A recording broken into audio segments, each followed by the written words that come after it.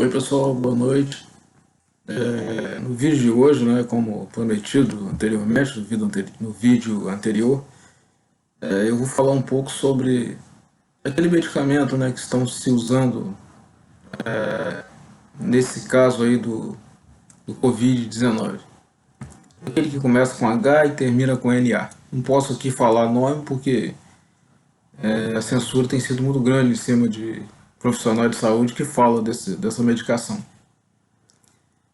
Bom, em primeiro lugar, eu gostaria que você que vai ver esse vídeo, veja o vídeo anterior, tá? Desculpe, tá, gente? Minha garganta aqui no Rio tá meio frio, assim, uma hora tá frio, outra hora tá quente. E essas reações com relação a frio e calor, né, que é normal, e eu tenho alguma dificuldade com relação a isso. Mas minha garganta, quando eu limpar a garganta aqui, não é porque eu tô com coronavírus não, tá? Porque eu tenho uma reação alérgica a essas temperaturas, né? Essa inversão de temperatura, poeira, etc. E que é normal, né? Isso não é uma doença, né? Isso é uma reação do organismo, uma doença. É quando ultrapassa o limite que a gente tem que tratar, né? Mas quando é normal, não preciso ficar tomando remédio para isso. Bom, então vamos lá. No vídeo anterior eu falei sobre a homeopatia. Eu disse, né, que o primeiro remédio que o Hahnemann, né, o Samuel Hahnemann, que foi o médico criador da homeopatia, testou foi uma planta, né, chamada Quina officinalis. É o nome científico dessa planta. Essa planta é originária aqui da América do Sul e aqui no Brasil, inclusive, a gente tinha bastante. Infelizmente, né, com a destruição aí das florestas, etc., a gente teve quase entrou em extinção essa planta aqui no Brasil. Então, pessoal, com relação à eficácia, né, como antiviral, eu não estou falando que, no caso de pesquisa científica, no momento, ainda o tempo que a ciência teve para se estudar isso aí no coronavírus é muito pequeno. Mas, com relação a ter ação antiviral ou não, as evidências científicas é mais do que provável que sim. Por quê?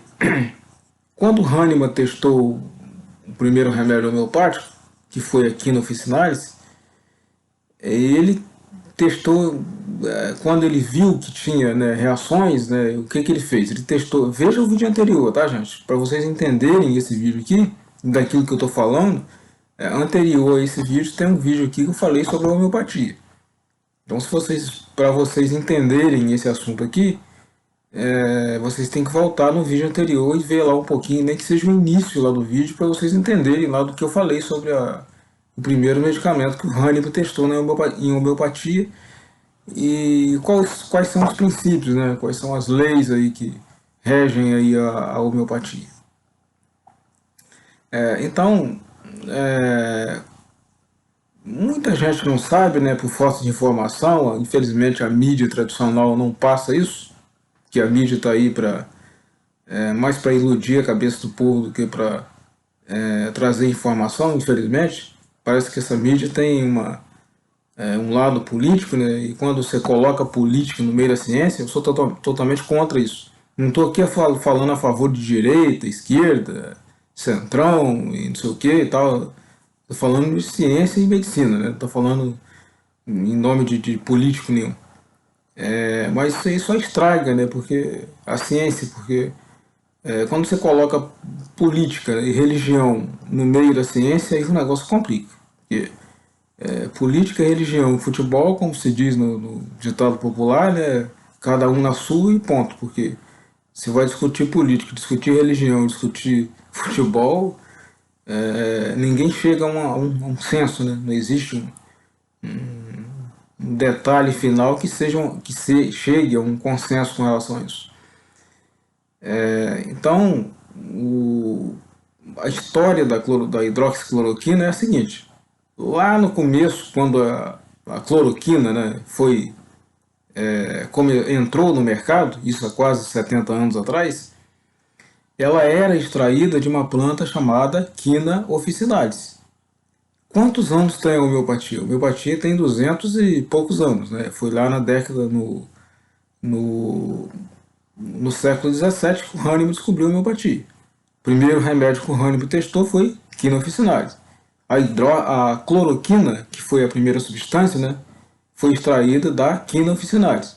O Hahnemann testou lá, eu falei no vídeo anterior, para que ele usou a quina officinalis. O Hahnemann usou a quina officinalis para febre amarela, que ele leu lá no... Veja o vídeo anterior que vocês vão entender melhor, tá, gente?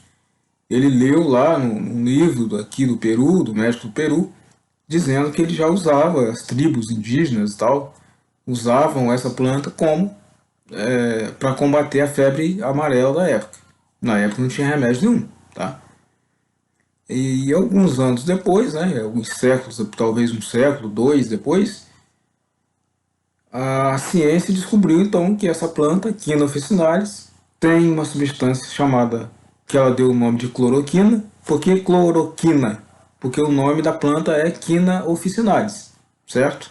Então o nome cloroquina vem dessa planta, é uma árvore nativa aqui da América do Sul, que quando começou a história da cloroquina, ela foi extraída dessa planta. Aí você me pergunta assim, mas como é que se extrai uma substância de uma planta? Gente, isso aí é uma coisa de laboratório, tá? Geralmente se faz um extrato, né, fluido, concentrado, depois tem um processo de destilação fracionada que você separa a substância, uma para um lado, para o outro. Tem outros processos de separação, mas não vou entrar aqui com relação à química, né, não vou entrar em detalhe porque é um assunto bem complicado, não vai dar para vocês entenderem aqui num vídeo rápido. Então, a cloroquina ela foi extraída dessa planta Quina officinalis. Depois de alguns anos, a ciência resolveu dar uma resolveu primeiro sintetizar a molécula, tá? Ela viu que a árvore estava em extinção e aí fizeram o quê? Criaram uma molécula no laboratório igual àquela molécula da substância natural que era extraído da planta Quina officinalis. Depois eles resolveram modificar essa molécula um pouco, porque havia algumas reações colaterais, como ainda existe, todo remédio tem efeito colateral, e modificaram, deram uma mudança lá, uma modificada na molécula da cloroquina. E aí virou hidroxicloroquina, por isso tem você vê falar aí, né, da cloroquina e da hidroxicloroquina. Qual é a diferença? A diferença é que a molécula, depois que foi sintetizada, que era extraída de uma planta chamada Quina officinalis, ela teve uma modificação, né? Teve uma alteração nessa molécula para melhorar a eficácia e melhorar a tolerância do organismo ao medicamento, e aí mudaram o nome de cloroquina para hidroxicloroquina. Tá? Essa é mais ou menos a história aí da hidroxicloroquina. Com relação às evidências científicas, no caso do coronavírus, a outra pergunta uma pergunta que eu poderia fazer para quem está falando muito em ciência, porque a ciência não tem uma comprovação científica de que funciona e tal, papapá, virou que mexeu. Eu queria que alguém me respondesse o seguinte: quanto tempo que leva um ensaio randomizado duplo cego com placebo? Eu acho que, né, qualquer pessoa que entende um pouquinho de ciência sabe que, primeiro, tem algumas situações em ciência que você não pode falar assim, ó, vai levar um ano, vai levar 2 anos, vai levar 3, 5, 10, não se pode definir. Porque são várias, principalmente quando se trata de algo novo. No caso do coronavírus, é um vírus, né, segundo o que a gente está sabendo, é um vírus novo, né, uma novidade, a gente não tinha isso antes. E a hidroxicloroquina nós já tem no mercado há 70 anos. Isso a substância isolada. Só que a planta que ela começou que ela deu origem a esse medicamento, ela já existe há milhões de anos, né? A gente não sabe quantos milhões de anos que tem essa planta que ela começou lá na natureza e tal, uma história aí para a ciência, a teoria da evolução, tem a teoria da criação, não vou entrar em detalhe aqui porque não interessa, né? Mas envolve religião e tal, não vou discutir isso aqui. Mas Na realidade, o tempo que a cloroquina existe talvez seja milhões de anos, porque ela começou sendo extraída da planta Quina officinalis e que ela é utilizada como antiviral antes do Hahnemann descobrir, vamos dizer assim, dar origem à homeopatia. Ela já era utilizada aqui na América do Sul pelos índios, né, pelas as aldeias ali, né, o pessoal que não tinha remédio e tal, e usava a planta de forma empírica, o chá da planta, né, para quem tinha febre amarela. E o que a febre amarela é? A febre amarela é causada por um vírus e resolvia o problema da virose. E depois veio vários outros usos, né, da hidroxicloroquina em viroses. Aí tivemos no ano 2016, por exemplo, lá no Zika vírus, se não me engano, foi usada a hidroxicloroquina. Inclusive tem uma mídia aí, né, aquela emissora lá que o pessoal chama de lixo, né, ela divulgou lá uma matéria naquele jornal que tem lá, né, não vou falar o nome aqui, falando que a hidroxicloroquina era segura, que poderia ser usada em mulheres grávidas e tal. Inclusive eu até tenho a matéria salva aqui no computador. Mas depois a hidroxicloroquina, de repente, assim do nada, virou veneno, né? Hoje ela é tratada como veneno. Inclusive eu vi aquela CPI lá do vírus que eles estão fazendo no Senado Federal Brasileiro. Eu vi uma entrevista lá de uma médica e um dos senadores perguntou para a médica que autoridade que ela tinha para falar da hidroxicloroquina. Quer dizer, é uma coisa assim meio, né, estranho, né, você perguntar para o médico qual autoridade que o médico tem para falar de um remédio. Você não vai perguntar para o engenheiro que capacidade que o engenheiro tem para falar de remédio. O engenheiro, ele não. Engenheiro civil, por exemplo, ele estuda engenharia civil, ele estuda medicina. Seria até, né, aceitável, né, digamos assim, se o senador tivesse perguntado para um engenheiro: doutor, qual o senhor tem? Você está falando da cloroquina. Que autoridade que o senhor tem para falar de cloroquina que o senhor não é médico? Beleza, tá aí, né, era aceitável. Agora, se perguntar para um médico qual a autoridade que ele tem para falar de um medicamento, aí, né, foge do padrão, né? É uma coisa assim meio estranha, né? Parece que tem um lado político, interesse em alguma coisa, não sei o que, né? Que faz com que os senadores estão tendo, né, aquele posicionamento lá. Me desculpe eu falar aqui desse assunto, é uma coisa de política, a gente sabe disso. Não estou falando aqui que eu sou a favor ao destro, ao canhoto, ou sei lá, centrão e tal, mas eu como brasileiro, como cidadão, como eleitor, eu posso falar. E conheço medicina, não sou médico, tá? Eu sou terapeuta. No momento eu estou fazendo química, estou no início da faculdade, eu sei que é uma coisa lá para frente, né, para me ter mais condição de falar disso aqui, mas como eu tenho prática, experiência e estudei uma medicina que não é tradicional, mas tenho conhecimento. A quina officinalis é uma planta e está dentro, é um medicamento homeopático. E nós usamos a quina officinalis na homeopatia, às vezes, como antiviral, porque ela foi testada pelo Hahnemann, no caso, ela provocou os sintomas da febre amarela. E ela pode sim ser usada. Não é em todo mundo que ela vai dar resultado, não. Eu falei lá no vídeo de homeopatia, é só vocês voltarem aqui e ver o vídeo anterior, que cada medicamento homeopático ele é indicado para uma pessoa específica, né? Não existe um medicamento homeopático que cura tudo e cura todos. Isso não existe em homeopatia. Nem em terapia nenhuma, né? Nem na medicina convencional você não vai achar um remédio que vai funcionar em todos. Porque cada caso é um caso. Eu falei até lá com relação ao vídeo que alguém postou dizendo lá no vídeo que o título do vídeo é assim, ó, tomar homeopatia para não morrer. Eu disse lá que não existe remédio para morte, né? O dia que aparecer um remédio para morte, eu acho que todo mundo vai tomar, né? Todo mundo vai querer tomar, porque a maioria das pessoas, né, tem medo, não querem morrer e tal, acha que vai ficar para sempre, tá? Acha que a vida é para sempre e não sei, né? Não querem morrer, mas enfim, infelizmente isso aí não cabe a mim falar quando vai ser morte, ou como vai ser, não cabe a mim falar, mas uma coisa é certa, né? Todo ser humano sabe que um dia a gente vai morrer. Não existe um remédio em lugar nenhum que promete cura ou vamos dizer assim, a não morte, né? Para não morrer, isso não existe. E o cara colocar um título desse lá no vídeo dele, no mínimo é uma coisa assim bem bizarra, né? Você vê um vídeo com o título daquele ali. Você já, pelo título, qualquer pessoa que tem uma cabeça pensante, você já vai definir ali que aquele vídeo ali é para tentar denegrir a imagem da homeopatia e dos homeopatas. E eu acho assim, tudo bem que, né, cada um tem uma visão, a medicina tradicional tem a visão dela, nós temos a nossa visão um pouco diferente, mas a gente tem que respeitar. O médico, ele tem o papel dele, claro que tem. Nós também temos o nosso papel, os terapeutas, né?